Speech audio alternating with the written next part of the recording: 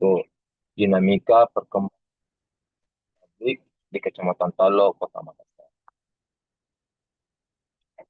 Diawali dengan latar belakang, saya mengambil tentang Jamal Tablik ini, bagaimana pentingnya latar belakang masalahnya. Jamal Tablik adalah gerakan dakwah transnasional yang menekankan pada penyebaran pesan agama secara pribadi yang bermetode kurus dan kembali pada praktik ibadah dasar, menjauhi isu politik dan kontroversi fikih. Kemudian keunikan Jamaah Tabligh ini di Indonesia, Jamaah Tabligh menunjukkan adaptasi dan perkembangan yang signifikan, menjangkau berbagai lapisan masyarakat. Kemudian fokus lokasinya itu di Kecamatan Talo sebagai salah satu kawasan di Makassar yang mungkin memiliki dinamika sosial dan sejarah keagamaan tertentu.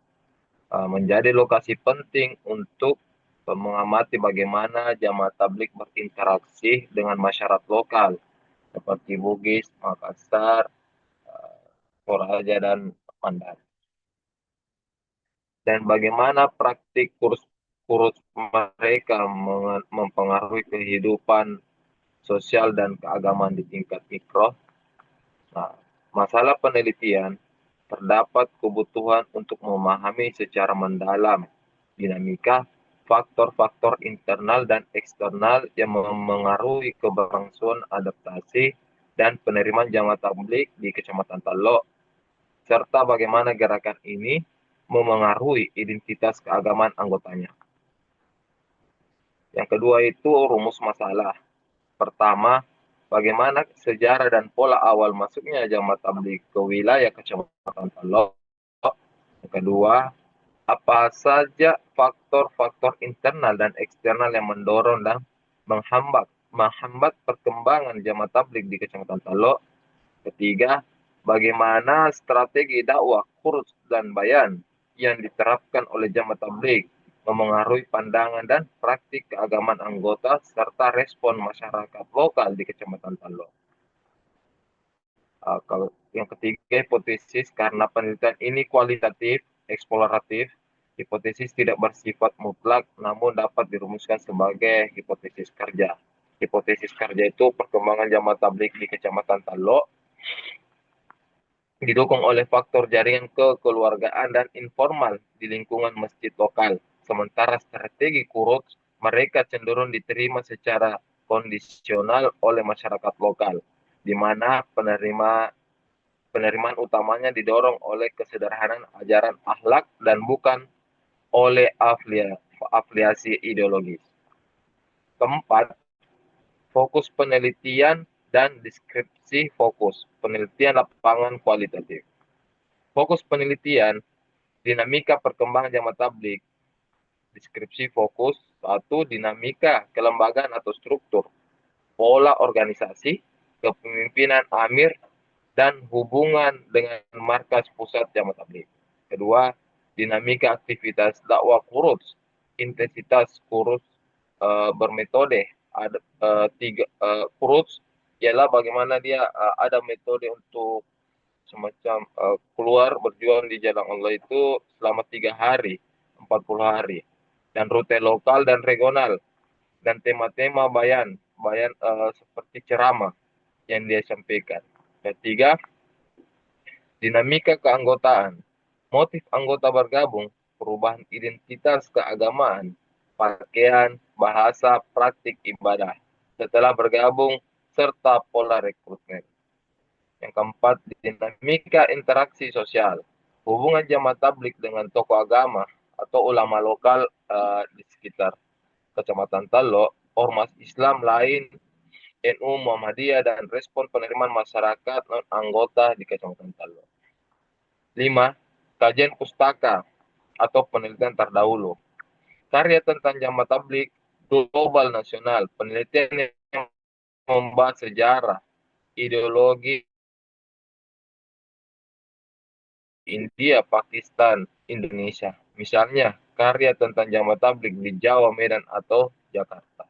Karya tentang gerakan Islam lokal Sulawesi Selatan, penelitian yang membahas organisasi atau gerakan keagamaan lain di Makassar dan Sulawesi Selatan untuk mendapatkan konteks sosial budaya setempat. Karya tentang sosiologi, agama dan gerakan sosial baru, tinjauan penelitian yang menggunakan teori gerakan sosial untuk menganalisis perkembangan jamaah tabligh sebagai gerakan revivalis atau neosofistik dalam Islam. Yang keenam, tinjauan teoritis sebagai judul bab. Bab 2 telah konsep jamaah tabligh, teori gerakan sosial keagamaan.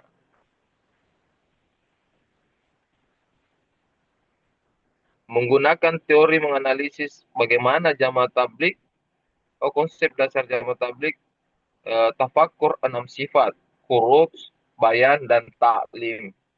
Kedua, teori gerakan sosial baru, New Social Movements Theory. Menggunakan teori ini menganalisis bagaimana jamaah tabligh beroperasi di luar kerangka politik tradisional dan berfokus pada perubahan identitas dan gaya hidup. 2, 3.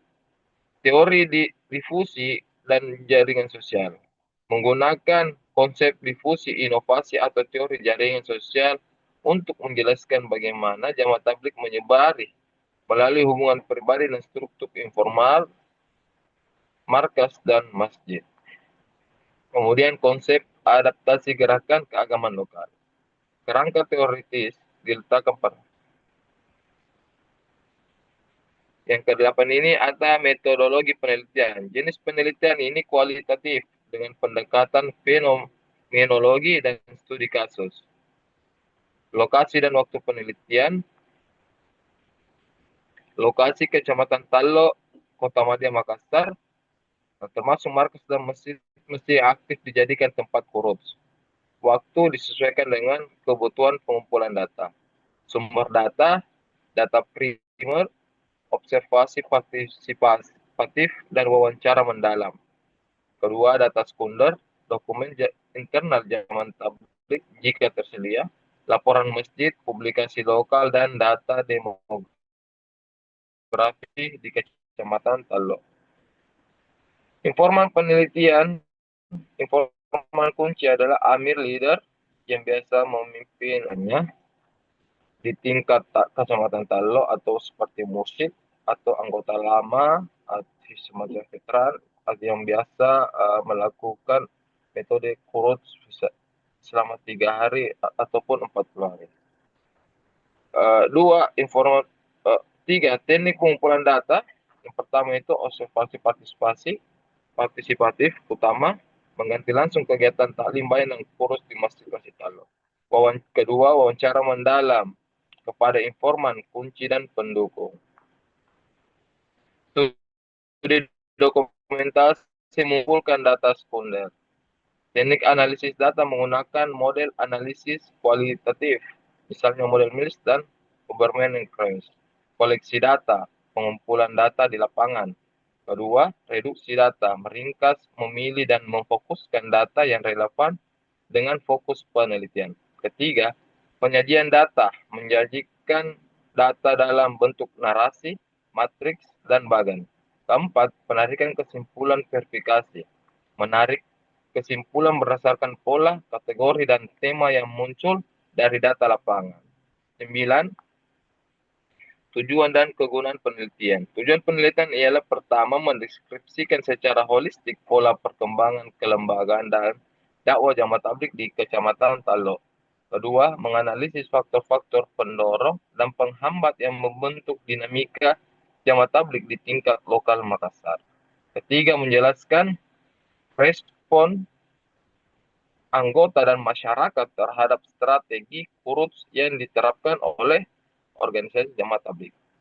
Penggunaan penelitian, penggunaan teoritis, menambah khasanah ilmu sosiologi agama dan antropologi Islam. Penggunaan praktis, memberikan informasi kepada pemerintah daerah Pemkot Makassar dan instansi terkait Kemenak dan MUI mengenai pola dakwah dan interaksi sosial jamaah tablik di lingkungan perkotaan.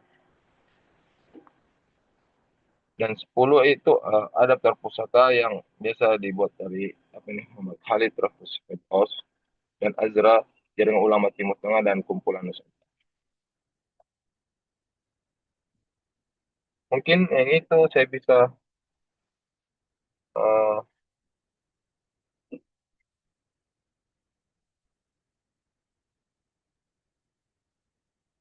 saya selesaikan, Bu.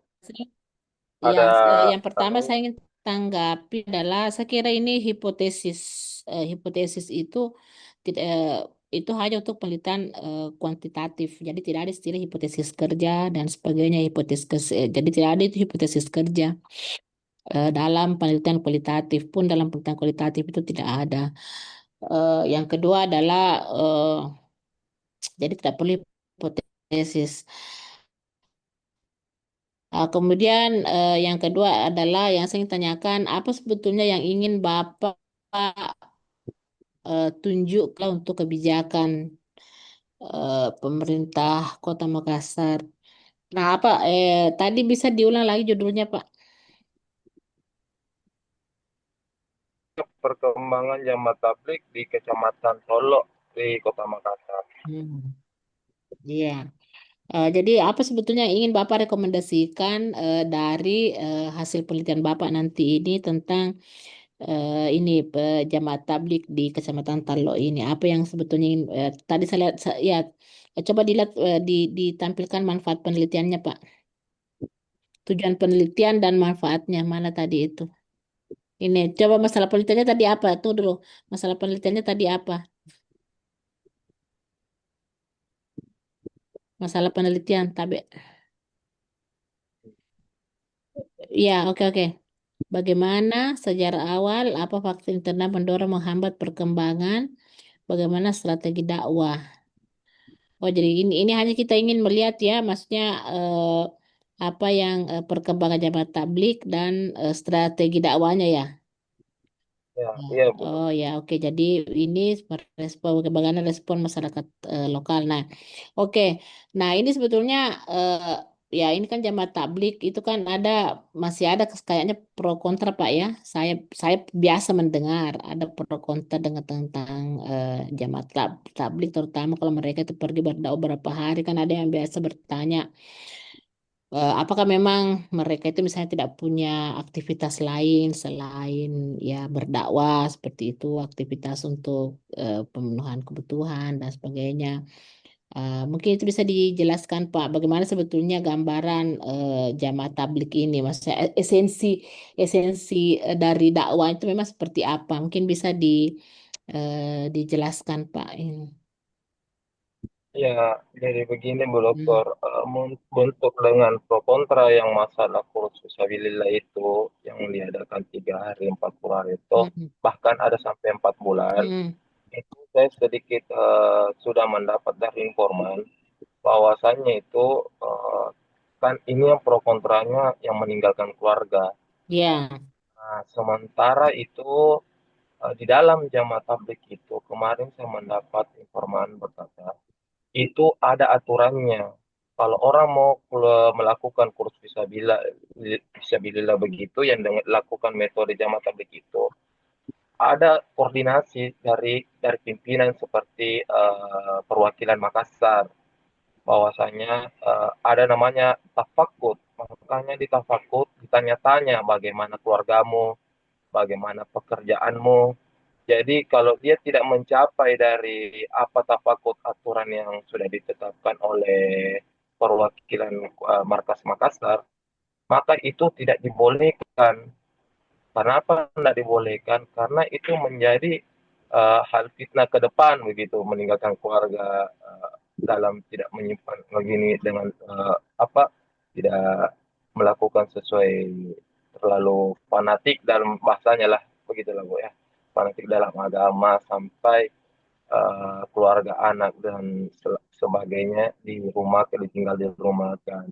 Tetapi dalam satu apa aturan yang ada saya dapat dari informan itu, dia melakukan itu sesuai tafakur. Banyak juga yang tidak diberikan ruang untuk melakukan keluar, melakukan furud begitu yang dimetodekan oleh jamaah tabligh kalau belum mencapai tafakur, Bu.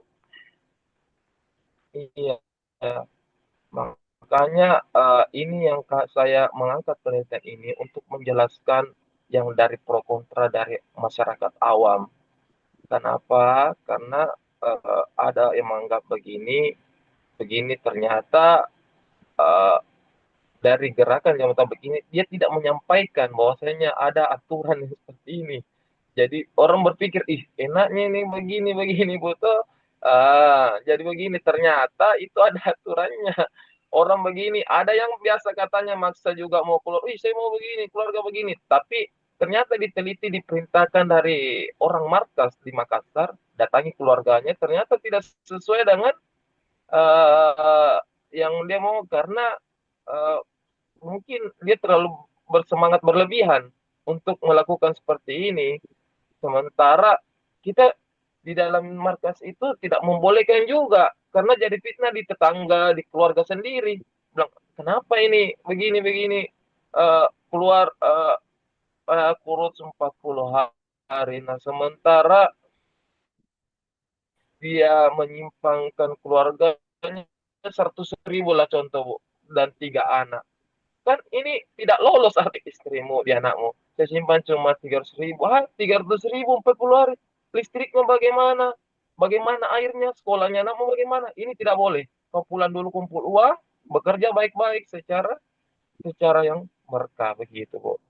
Itu yang informan yang saya dapat dalam kemarin saya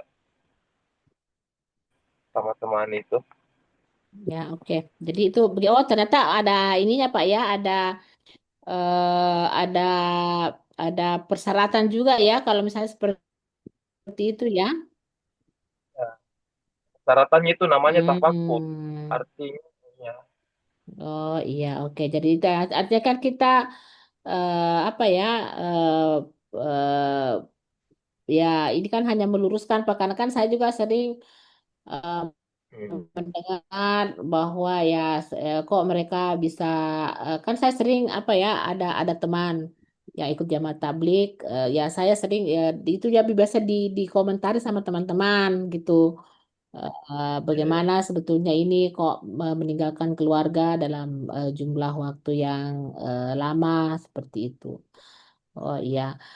Terus ini sebetulnya nanti manfaat ini strategi. Jadi sebetulnya penerapannya ini adalah strategi dakwahnya Pak ya, strategi dakwah. Ya, jadi nanti Ya, sama dengan metodenya. teman-teman yang lain. Jadi nanti strategi dakwah itu ya bisa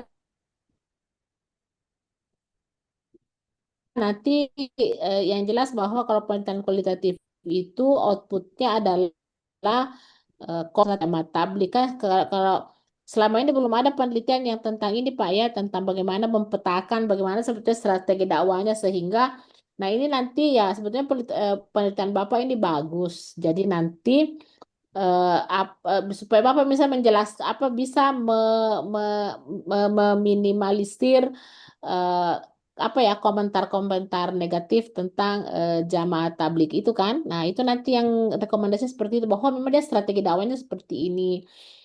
Biasa kan di masjid saya ini di dekat sini itu kan saya ya tidak terlalu aktif juga tapi ya di situ kan biasa ada apa ya ada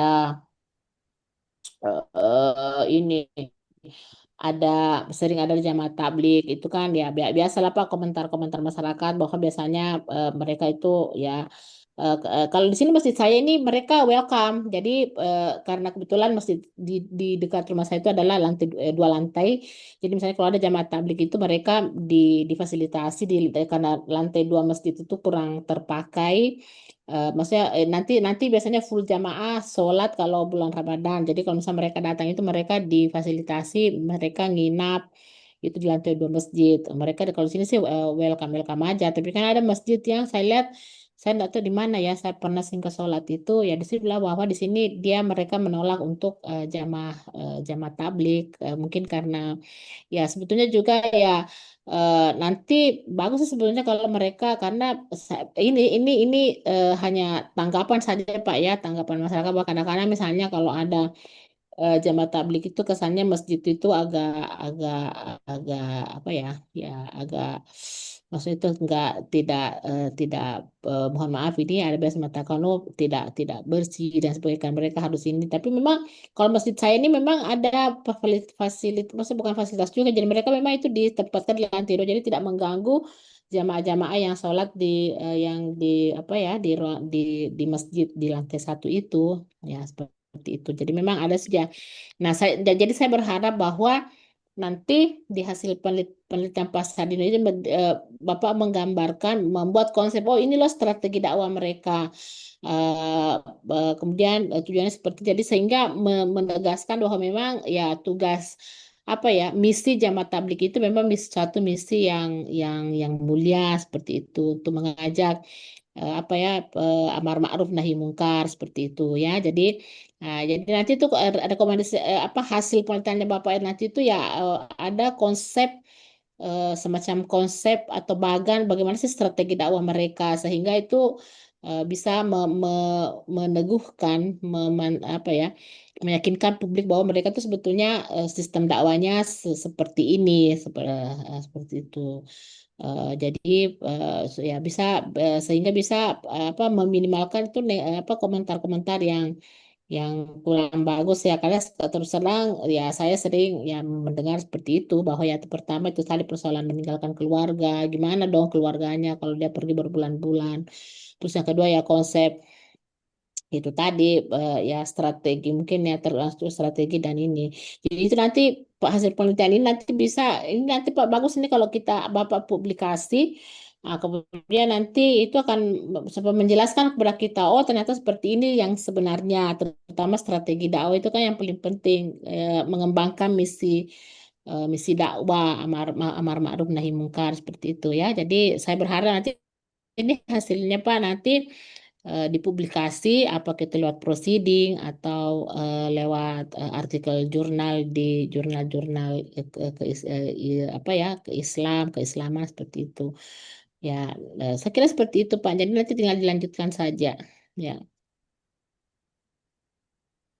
Jadi ini Bu Dokter, judulnya Eh, tetapi ap- seperti eh, ini kan. Sebetulnya judulnya bisa diulang lagi apa judulnya?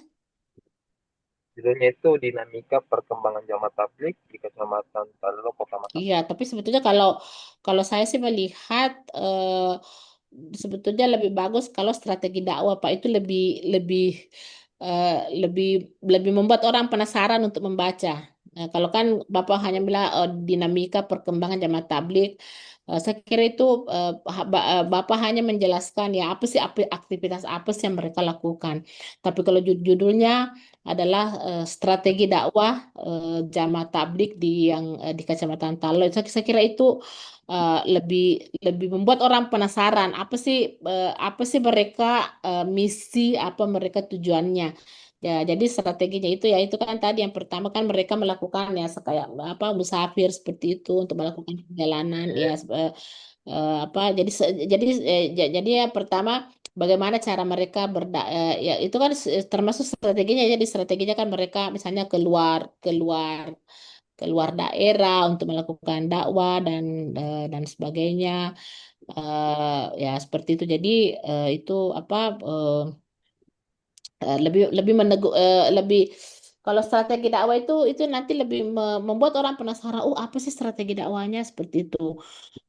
Sehingga mereka itu ya harus keluar dan sebagainya itu kan yang ini, dan nanti bisa eh, Bapak sebetulnya nanti bisa kalau misalnya nanti sudah ada hasilnya, sudah ada hasil bagaimana strategi mereka itu Bapak bisa menggambarkan lagi nanti di pembahasan apa sih bedanya, kan sekarang kan era sosial media Pak ya, di sosial media itu kan banyak apa ya, banyak fan page atau akun-akun yang sifatnya dakwah, memberikan pelajaran kepada apa ya, kepada pembaca, misalnya tentang contoh misalnya bagaimana amalan-amalan memasuki bulan Rajab. Nah, nanti Bapak bisa menulis apa sih perbedaannya kalau misalnya berdakwah secara langsung seperti itu dengan dibandingkan dengan dakwah di sosial media.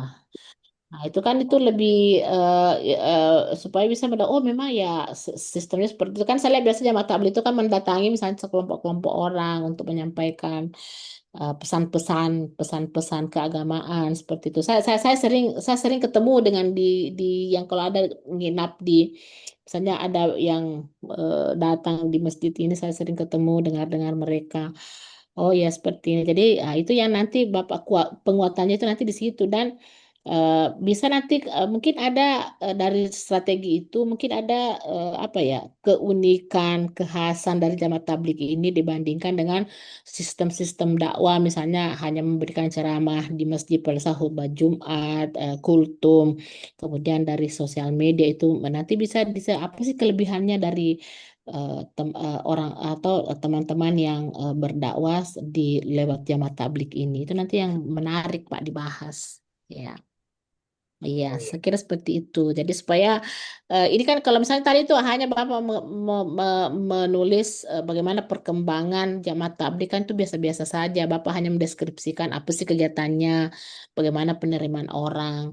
Nah, itu nanti lebih bagus kalau di sini kita fokus pada strategi dakwanya. Kemudian nanti setelah strategi dakwah, mungkin Bapak bisa nanti bertanya kepada mungkin ya yang di Kecamatan Talo itu ya masyarakat sekitar yang tidak masuk jamaah tabligh, bagaimana sih pendapatnya mereka tentang jamaah tabligh itu, strategi dakwanya, atau nanti Bapak bisa menanyakan kepada jamaah tabligh ini misalnya di mana mereka sering melakukan mengunjungi untuk melakukan tablik, itu kan bisa ditanya bagaimana tanggapan mereka tentang jamaah tablik eh, yang apa ya, bagaimana pendapat masyarakat tentang jamaah tablik di Kecamatan Tole itu misalnya ketika mereka pergi berdakwah seperti itu ya. Nanti kan bisa kalau misalnya ada tanggapan yang mungkin yang menurut Bapak ya tidak sesuai atau di luar misi yang sebenarnya, itu kan sebetulnya nanti bisa nanti diberikan masukan, oh seharusnya begini,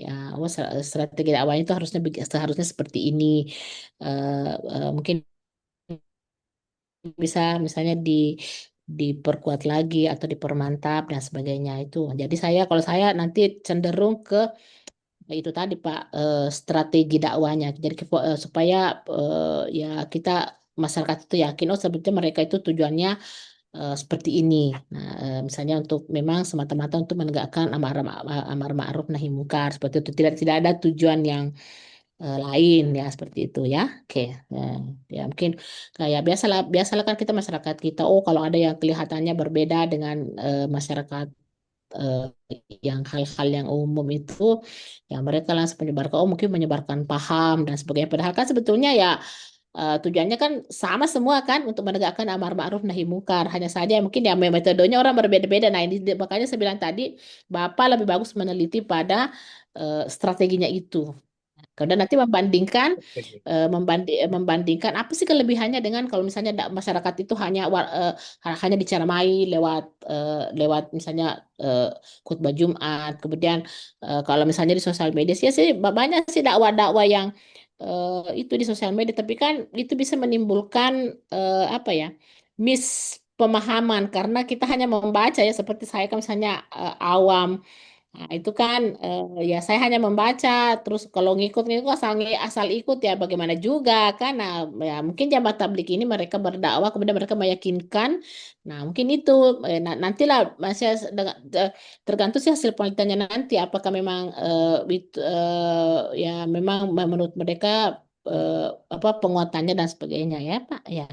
Saya kira itu yang lebih menarik, lebih orang penasaran. Oh, apa sih strategi dakwahnya ya? Mungkin juga nanti kalau ada hasil penelitiannya ya saya ya tertarik juga untuk membaca karena dengan tanggapan-tanggapan yang saya biasa dengar selama ini di masyarakat ya. Oke, sekira begitu Pak. Terima kasih. Jadi nanti Pak Farid saya sudah ini ya, sudah ada link itu saya share di grup. Jadi masing-masing bikin foldernya masing-masing ya. Atau nanti saya buatkan foldernya masing-masing masing-masing bisa membuat folder di apa di Google Drive itu berdasarkan namanya Pak ya. Jadi ada berapa orang ini Pak Sarino temannya 5 orang atau 6 orang? Sebenarnya Bu Dokter 6 orang, cuman mungkin terkendala jaringan yang satunya ini Mm-mm. mati. Ya, jadi ada 6 orang atau bisa minta tolong Pak Farid nanti tolong saya dikirimkan nama-namanya di grup Pak atau ada absen bisa dikirimkan di grup. Nah, kemudian nanti saya bikinkan folder jadi Bapak tinggal apa ya mengupload tugasnya di situ. Tolong di ini atau Pak Sahdino bisa bantu kirimkan nama-namanya teman-temannya di grup. Oh iya, iya Ya Bu oke. Dokter. Oke, baik. Terima kasih. Jadi ini pertemuan Perkembangan terakhir ya. induk mahasiswanya Bu Dokter. Nggak usah nama saja kan nggak ada di nama yang sama di sini. Rata-rata silat berpada ya kecuali kalau ada misalnya ada 2 orang namanya Fatmawati ya itu biasa yang agak keliru kita apalagi kalau cuma nama depannya saja yang dikasih masuk. Nggak usah pakai NIM. Jadi nanti tolong sekarang Pak ya bisa dibuatkan tolong sekarang bisa dikirimkan nama-namanya ke saya. Kemudian saya bikinkan folder sekarang juga di Google Drive itu. Oke. Baik Bu Ya, Dokter. oke ya, ya. Sekira demikian Pak. Terima kasih. Jadi ini sudah pertemuan terakhir dari saya ya. Jadi nanti tinggal saya input kalau sudah saya periksa tugasnya, saya gabung dengan siapa lagi namanya dosennya satu Pak Irwan Wisba ya. Jadi Pak Irwan Wisba Bu Dokter. Jadi Ya, oh ya, kan jadi nanti saya serahkan nilainya ke Pak Irwan, nanti Pak Irwan yang menggabung nilai, kemudian diserahkan ke operator untuk diinput di ini portal ya. ya Bu Oke, Dokter. sekian demikian. Terima kasih teman-teman sekalian atas interaksi selama ini. Selama saya berikan perkuliahan dan mohon maaf kalau ada pernah salah kata, salah ucap dan yang ya itu dimaafkan dan insya Allah mungkin di lain waktu bisa kita bertemu lagi apakah di kampus dan sebagainya. Ya, saya kira gitu ya. Oke. Ya Bu Ya, Dokter. ya ini kelas SPI apa ini Pak SPI? Sejarah peradaban Islam non reguler. Iya, 1, 2, 3. Kayaknya S2 ini. Enggak, bukan. Maksudku apa kan SPI ini kan banyak kelasnya. Apakah SPI kelas 1, kelas A, SPI B atau SPI C? Setahu saya ini Bu Dokter, nggak ada jam begini karena mahasiswanya cuma begini. Oh, enggak, iya, enggak masukku siapa tahu kan sejarah peradaban maksud saya begini, Pak. Sejarah kelas konsentrasi sejarah peradaban Islam itu ada beberapa kelas maksud saya. Nah, ini Pak Farid ini itu se-SPI berapa kelasnya? Apakah kelas SPI 1, SPI 2, SPI 3 gitu maksud saya. Karena yang satu juga itu SPI juga yang saya ajar. Ada juga kelas SPI yang satunya saya ajar. Makanya tolong nanti siapa kata kelasnya di Pak Farid ya. Tolong nanti dilihat Pak supaya saya bisa. Saya hanya di situ di folder itu saya hanya bilang tugas metodologi penelitian kelasnya Pak Farid SPI. Saya tidak tahu SPI berapa. Jadi kalau nanti Pak Yan tolong di grup di list tolong listkan saya nama-nama eh, kawannya supaya saya bikin kami memang folder jadi tinggal mengupload di situ sesuai dengan nama Kak. Ya. Oke, saya kira makasih Pak ya. Terima kasih. Assalamualaikum warahmatullahi wabarakatuh. Sampai bertemu kembali di lain kegiatan, di lain waktu, di lain acara. Oke, saya kira demikian. Terima kasih. Assalamualaikum warahmatullahi wabarakatuh. Waalaikumsalam. Waalaikumsalam Ya, warahmatullahi jadi wabarakatuh. tolong nanti ini di apa nama tinggal biar bisa foto ini biar biar saya foto ini nama absen. Jadi nanti tinggal 1 orang itu siapa namanya 1 orang itu yang tidak hadir. Arjung Marendeng, Siapa? Bu Dokter. Arjung Marendeng. Arjun. Iya, Arjung Marendeng, Bu Dokter. Tolong di chat Zoom bisa kita anukan namanya di chat Zoom. Oh iya. di sini. Ya, atau di grup bisa aja, di grup bisa aja. Saya live saja dari sini. Kemudian nanti di chat di chat grup saja kita kirimkan nama yang satu orang itu. Oh, ini sudah ada nih Pak Sahdin Arjung. Arjung Merendeng ini dari mana dia? Dia dari Tator ini. Dia orang Kepulauan Pangkep. Pak Bro. Oh di Mas Salima itu barangkali yang kemarin di Myanmar itu di Mas Salima di Kepulauan Pangkep. Kecamatan Iya. apa itu sana itu? Ya, oh ya, oke oke. Kasih tahu itu Pak, siapa tahu bisa Anda bilang Pak, sekali-kali bawa dong telur ikan terbang ke Makassar. Nah di sana tuh kampungnya daerah daerah penghasil ikan terbang itu main manja kayak ini Pak, nah main manja Kak. Jangan Ki bilang apa belum keluar nilai, Iya. jangan ki kasih tahu Ki bilang apa belum keluar nilai nanti saya dibilang gratifikasi. Bukan Mas, Dokter. Iya di Kalmas itu kan saya kan pernah saya itu kan penelitian saya itu kemarin eh, kesehatan masyarakat kepulauan. Jadi saya itu pernah ke Mas Salima ke pulau-pulau yang di Pangkep itu saya pernah ke sana dan ya di Mas Salima itu di kecamatannya dia itu memang ya rata-rata kan di situ orang Mandar. Nah di situ Iya, penghasil iya. penghasil telur ikan terbang di situ. Iya, Pak Torani banyak, Bu Dokter. Ya petorani. Jadi petorani itu dia menangkap apa memang untuk ikan terbang. Nah, kemudian nanti kalau ada telurnya itu mereka ekspor itu mahal itu telurnya itu 500.000 ya dulu itu masih 100.000 per kilo. Sekarang itu katanya dengar-dengar sudah sudah dapat 500.000 per kilo per kilogramnya. Kan dia diekspor kan, jadi dia pakai pakai dolar gitu. Oke, saya kira terima kasih ya Bapak-bapak, adik-adik sudah berinteraksi di kelas ini selama setengah semester dan semoga apa yang saya berikan bisa bermanfaat untuk untuk penyelesaian studinya ke depan. Oke, saya kira demikian Pak ya. Terima kasih. Assalamualaikum warahmatullahi wabarakatuh. Waalaikumsalam Ya, warahmatullahi jadi wabarakatuh. grupnya jangan dibubarkan dulu ya. Nanti kalau mau bubarkan grup nanti terkumpul sama tugasnya atau nanti masuk sama nilainya baru dibubarkan grupnya ya. Nanti Oh masuk iya. semester baru. Oke, terima kasih. Assalamualaikum warahmatullahi wabarakatuh.